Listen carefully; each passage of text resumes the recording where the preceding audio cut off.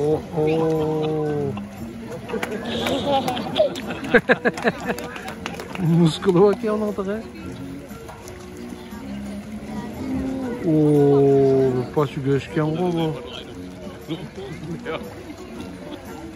Vay vay.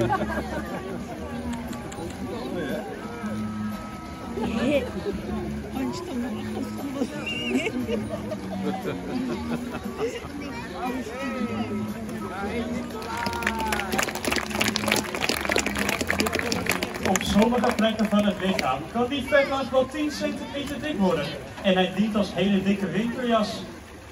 Deze hebben de walvissen dan ook zeker nodig, want ze komen voor in koude gebieden vlak bij de Noordpool, waar ze samenleven in grote groepen die uit honderden dieren kunnen bestaan.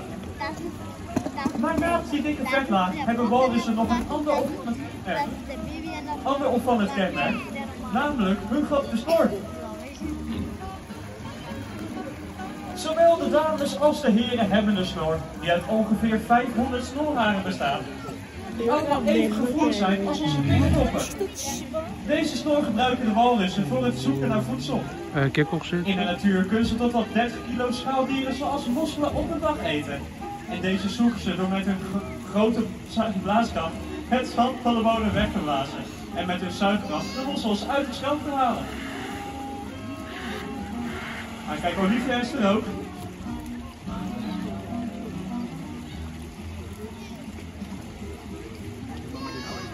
Hier in het dolfinarium krijgen de walvissen natuurlijk wel eens mosselen. Maar hun dieet hier bestaat vooral uit vis, waaronder makreel, haring, spot en inktvis.